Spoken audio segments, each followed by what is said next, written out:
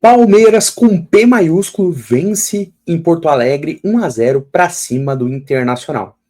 Bora falar desse jogo, esse jogo que é uma vitória, como eu disse para vocês, maiúscula do Palmeiras. Palmeiras faz um jogo muito regular ao longo dos 90 minutos.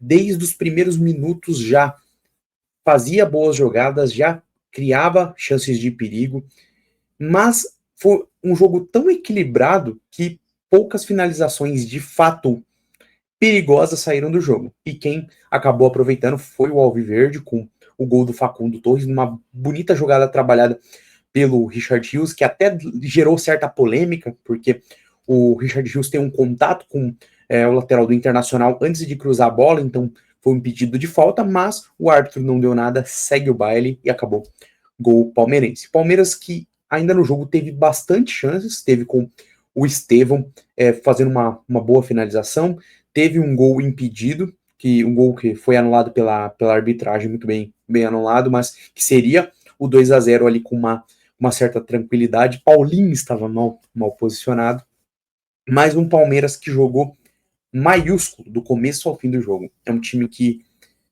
mesmo estando fora de casa, jogou como se estivesse no Allianz Parque. Jogou sendo o que a gente espera do Palmeiras.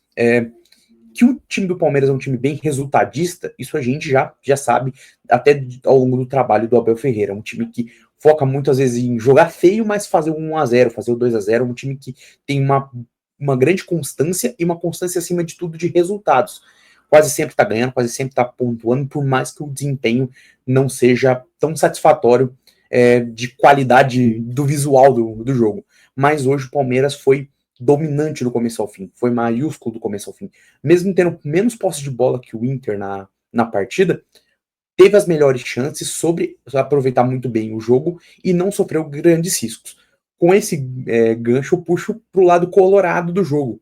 O Internacional teve muitas dificuldades para fazer com que a posse de bola, que o domínio de jogo, até certo ponto, tendo a bola ali em alguns momentos e além do fator Beira-Rio de ter sua torcida ajudando a empurrar, fosse determinante. O Palmeiras leva muito perigo na chance que tem e o Inter consegue fazer o mesmo. O Inter, além de ter tido poucas chances, só dois chutes a gol ao longo do jogo todo, foi um time que teve aquela posse de bola improdutiva, aquela posse de bola que é muito enganosa, porque tiveram finalizações? Tiveram, mas que geraram risco, que foram perigosas?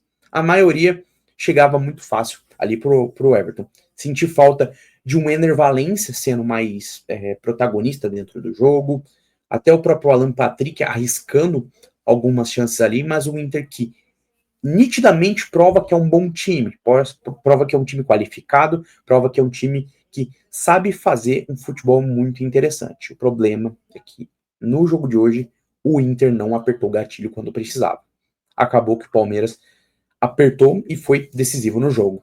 Isso cria um cenário até curioso olhando o clássico Grenal desse final de semana, que de um lado tem o Inter que perde para o Palmeiras num jogo muito equilibrado, então não há do que se reclamar, mas teve dificuldade para apertar o play ali e comemorar o gol.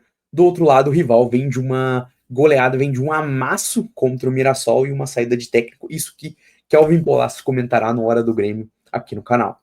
Mas é isso, senhoras e senhores, jogo que fala sobre um Inter que ainda precisa de pequenos ajustes, mas eu acredito que seguirá sendo um time muito competitivo dentro do Brasileirão. Para mim, acho que entrou nos meus favoritos, era o meu vice-campeão da minha análise, da minha tier list, ao mesmo tempo que entra junto com o Palmeiras, que também estava entre os primeiros da minha tier list, que fez um jogo não só resultado, foi um jogo bonito de se ver do Palmeiras, um jogo onde o time de Abel Ferreira foi decisivo e Facundo Torres acabou marcando o gol com um passe de Richard Rios, que até dias atrás estava numa treta com a torcida por causa de um dedo. Olha, meu povo, como é que o futebol é uma loucura, né?